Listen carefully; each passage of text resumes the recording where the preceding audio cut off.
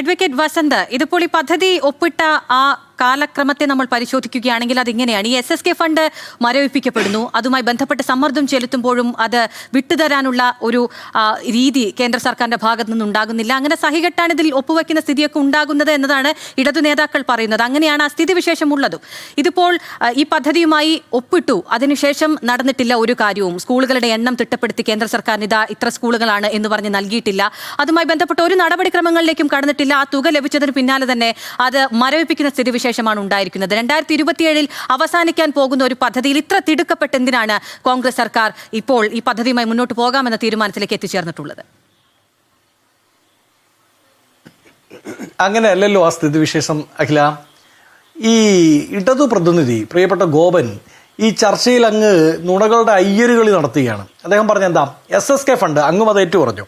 SSK fund കിട്ടാൻ വേണ്ടിയാണ് ഞങ്ങൾ ഇങ്ങനെ ഒരു പരിപാടി നടത്തിയെങ്കിൽ എന്തിനാണ് മന്ത്രിസഭയെ വിളിച്ചു നടത്തുന്നത്? CPI പറഞ്ഞ് ബോധ്യപ്പെടുത്തിയ പോരെ.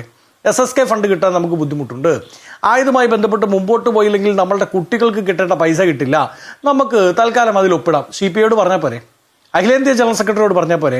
എന്തിനാണ് അങ്ങനെ ഒരു ഒളിച്ചു കടത്തൽ എന്ന് നടത്തിയത്? എന്തിനാണ് അതിന് 2 ദിവസം മുമ്പ് SSK ഫണ്ട് കിട്ടാൻ വേണ്ടി PM ശ്രീയിൽ ഒപ്പിടാൻ നരേന്ദ്രമോദിയും അമിത്ഷായും പോയി 2 ദിവസം മുമ്പ് പിണറായി വിജയൻ കണ്ട് താണു വണങ്ങേണ്ട ആവശ്യമില്ലല്ലോ? എന്തിനാണ് അതുണ്ടായത്? ഇനി മറ്റൊരു കാര്യം, ഞാൻ അതുകൊണ്ടാണ് നേരത്തെ കൈ ഉയർത്തിയത്. ആ MOU എടുത്ത് വായിക്കണം, നമുക്ക് പ്രൊഡക്റ്റീവായി ചർച്ച ചെയ്യാം. MOUവിൻ്റെ ആദ്യത്തെ പോയിന്റ്, ആദ്യ 2 പോയിന്റ് ബിറ്റ്വീൻ, അത് പാർട്ടീസാണ്.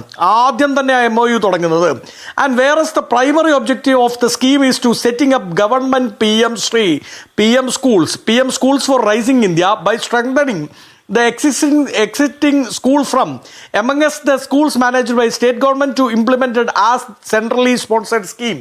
അതായത് ആ MOUവിൻ്റെ പ്രഥമ കൺസിഡറേഷൻ, ആദ്യത്തെ അജണ്ട, ഒന്നാമത്തെ ലക്ഷ്യം അത് PM ശ്രീ നടപ്പിലാക്കുക എന്ന് വെണ്ടയ്ക്കാമൊഴുപ്പിൽ എഴുതി വെച്ചിട്ടുണ്ട്. ഇനി ആ 8 പേജ് അടങ്ങുന്ന MOU ഡോക്ടർ ഗോപൻ്റെ കയ്യിലില്ലെങ്കിൽ ഞാൻ അയച്ചു കൊടുക്കാം. ആ MOUവിൽ എവിടെയെങ്കിലും ഞങ്ങൾ SSK ഫണ്ട് കിട്ടാൻ വേണ്ടി മാത്രമാണ് ഇത് ഒപ്പിടുന്നതെന്നോ, അല്ലെങ്കിൽ SSK ഫണ്ട് കിട്ടിയാൽ അത് മാത്രമാണ് ഞങ്ങളുടെ ലക്ഷ്യമെന്നോ മറ്റൊരു കാര്യങ്ങളും നടപ്പിലാക്കില്ല. SSK സർവശിക്ഷ അഭിയാനുമായി ബന്ധപ്പെട്ട ഫണ്ട് മാത്രമാണ് ഞങ്ങൾക്ക് ലഭ്യമാകേണ്ടത്.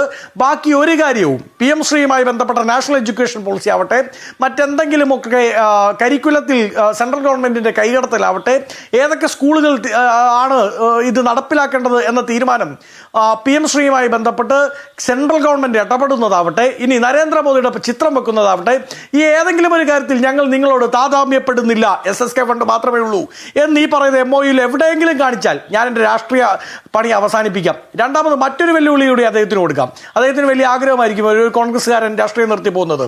ഈ MOUയിൽ എവിടെയെങ്കിലും കേരള സർക്കാരിന്, അത് LDFോ UDFോ മറ്റേതെങ്കിലും സർക്കാരാവട്ടെ, ഈ MOUയിൽ രണ്ടാമത്തെ കക്ഷിയായി ഒപ്പിട്ടിരിക്കുന്ന കേരള സർക്കാരിന് ഈ ഒറ്റയ്ക്ക് ഏകപക്ഷീയമായി ഈ കരാറിൽ നിന്ന് പിന്മാറാം എന്ന് അദ്ദേഹം തെളിയിച്ചാൽ ഞാൻ പൂർണ്ണമായും രാഷ്ട്രീയ പ്രവർത്തനം അവസാനിപ്പിക്കാം.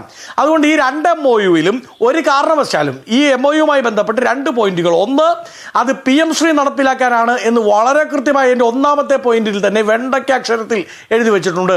PM ശ്രീയുമായി ബന്ധപ്പെട്ട, PM ശ്രീ ഒരു പാക്കേജാണ്, നമുക്കറിയാലോ. ആ ഇപ്പോൾ ഒരു സാമ്പാറിൽ വിവിധ കഷണങ്ങളുണ്ട് എന്ന് പറയുന്നത് പോലെ PM ശ്രീയിൽ വിവിധ പ്രോഗ്രാംസ് ഉണ്ട്. ആ പാക്കേജ് മുഴുവനായി അക്സെപ്റ്റ് ചെയ്തുകൊണ്ടാണ് ആ MOU സൈൻ ചെയ്തിരിക്കുന്നത്. 1.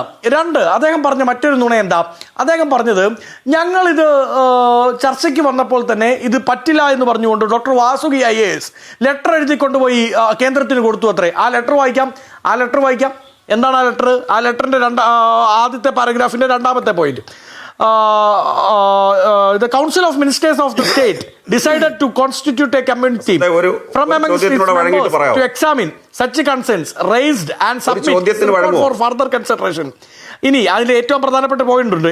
ഇവർ പറഞ്ഞുകൊണ്ടിരിക്കുന്നത്, for facilitating the same council of ministers decided to keep the implementation of the MOU in abeyance. അതാണ് ഞാൻ തുടക്കത്തിൽ പറഞ്ഞത്. എന്താ അബയൻസിന്റെ അർത്ഥം? ChatGPT എടുത്ത് നോക്കണം ഡോക്ടർ ഗോപൻ, അങ്ങേക്ക് അറിയില്ലെങ്കിൽ. ടെമ്പററിലി സസ്പെൻഡ്, അതായത് താൽക്കാലികമായി നിർത്തിവെക്കുക. ഇനി അതായത് എന്നുവരെയാണ് നിർത്തിവെക്കുന്നതെന്നും അങ്ങീ പറയുന്ന ഡോക്ടർ വാസുകി IASന്റെ ലെറ്ററിന്റെ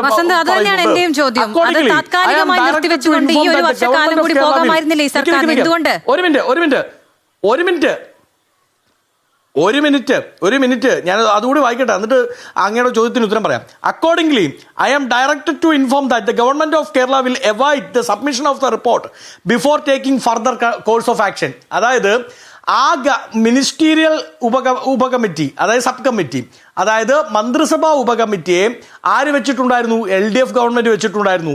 അതിന്റെ റിപ്പോർട്ട് വരുന്നോടം വരെ മാത്രമാണ് കെപ്റ്റ് ഇൻ അബെയൻസ് എന്ന് കൃത്യമായ ലെറ്ററിൽ പറയുന്നുണ്ട്. ഇപ്പോൾ നമ്മൾ എന്താ ചെയ്തേ? UDF എന്താ ചെയ്തേ അഖില? UDF ചെയ്തത് മറ്റേ മന്ത്രിസഭാ ഉപസമിതിയിൽ റിപ്പോർട്ട് തന്നിട്ടില്ല. അപ്പൊ നമ്മുടെ മുമ്പിൽ റിപ്പോർട്ടില്ല. അതുകൊണ്ട് ഈ കെപ്റ്റ് ഇൻ അബെയൻസ് എന്ന് പറയുന്ന ഇവർ കടിച്ചു തൂങ്ങുന്ന ആ വാക്കുണ്ടല്ലോ, അത് കണ്ടിന്യൂ ചെയ്യാൻ തീരുമാനിച്ചു. ടിൽ നൗ, ടിൽ വെൻ, എതുവരെയാ? അത് പുതുതായി മുഖ്യമന്ത്രി പറഞ്ഞത്. അതുകൊണ്ട് ഡോക്ടർ ഗോപൻ പറഞ്ഞ 2 കള്ളങ്ങളും വളരെ കൃത്യമായി റെക്കോർഡിങ്ങിൽ തെളിഞ്ഞു. ഇനി അങ്ങനെ ചോദ്യം പറഞ്ഞു, അഖിലയുടെ ചോദ്യം ചോദിച്ചോ. എന്റെ ചോദ്യത്തിന് മറുപടി ആയില്ല വസന്ത്. ഇതിപ്പോൾ 2027 ഇത് അവസാനിക്കാൻ പോകുന്നു.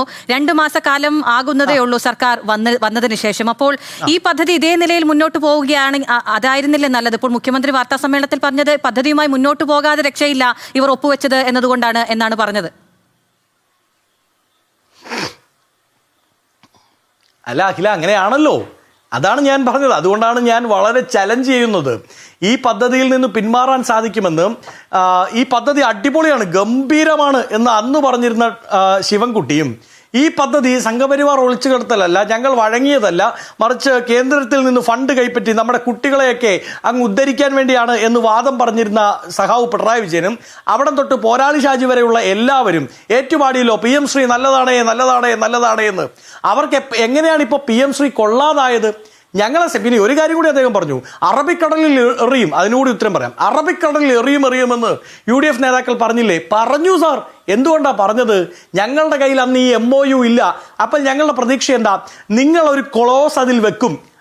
നിങ്ങളൊരു കോൺട്രാക്റ്റിൽ ഏർപ്പെടുമ്പോൾ ആ കോൺട്രാക്റ്റ് ക്യാൻസൽ ചെയ്യാൻ ഒരു ക്ലോസ് ഉണ്ടാകും എന്ന പ്രതീക്ഷ ഞങ്ങൾക്കുണ്ടായിരുന്നു. പക്ഷേ സർക്കാരിലെത്തിയ ശേഷമാണ് ഈ MOU ഞങ്ങളുടെ കയ്യിൽ വരുന്നത്. ആ MOU പഠിക്കുമ്പോൾ പിന്മാറാൻ യാതൊരു സാധ്യതയില്ല. അപ്പം ഞങ്ങൾ മുമ്പ് പറയുമ്പോൾ അറബിക്കടലിൽ എറിയുമെന്ന് പറയുമ്പോൾ ഞങ്ങളുടെ മുമ്പിലുള്ളത് ആ MOU ഇല്ല. അപ്പം ഞങ്ങൾ പ്രതീക്ഷിക്കുന്നത് എന്താ? ആ കോൺട്രാക്റ്റിൽ നിന്ന് പിന്മാറാനുള്ള ഒരു ക്ലോസ് ആ കോൺട്രാക്റ്റിൽ ഉണ്ടാവും എന്ന് പ്രതീക്ഷിച്ചാണ് അത് പറഞ്ഞത്. ഞങ്ങൾ അധികാരത്തിൽ വന്നാൽ പിന്മാറാൻ സാധിക്കും. പക്ഷെ ലീഗലി നമുക്ക് പിന്മാറാൻ പറ്റില്ല. ഞാനൊരു ചെറിയ ഉദാഹരണം പറയാം. ഇപ്പം മുല്ലപ്പെരിയാർ ഡാം നമുക്ക് വേണം പറയാം, അത് രാജകാലത്തെ എഗ്രിമെന്റ് അല്ലേ? രാജാവിന്റെ കാലത്ത് ആരൊക്കെയോ തമ്മിൽ വെച്ച എഗ്രിമെന്റ് അല്ലേ സാർ? ഇവിടെ പുതിയ കോൺസ്റ്റിറ്റ്യൂഷൻ വന്നു, ഇന്ത്യക്ക് സ്വാതന്ത്ര്യം കിട്ടി. പക്ഷെ എന്നിട്ടും എന്താ നമ്മൾ ആ കോൺട്രാക്ട് തുടർന്നുകൊണ്ട് പോകുന്നത്? നമുക്ക് പൂർണ്ണമായും നഷ്ടമായിട്ടും കേരളത്തെ സംബന്ധിച്ച് ജലബോംബായി നമ്മുടെ തലയ്ക്ക് മുകളിൽ നിന്നിട്ടും സുപ്രീം കോടതിയിൽ കയറി ഇറങ്ങിയിട്ട് നമുക്ക് എന്തുകൊണ്ട് ആ കോൺട്രാക്ട്, രാജകാലത്തെ കോൺട്രാക്ട് ക്യാൻസൽ ചെയ്യാൻ പറ്റാത്തത്? അതിൽ ക്യാൻസലേഷൻ ക്ലോസ് ഇല്ലാത്തത് കൊണ്ടാണ്. അതുപോലെ ഒരു MOU ആണ് ഇവർ സൈൻ ചെയ്തിരിക്കുന്നത്. ഇതിൽ ക്യാൻസലേഷൻ ക്ലോസ് ഇല്ല.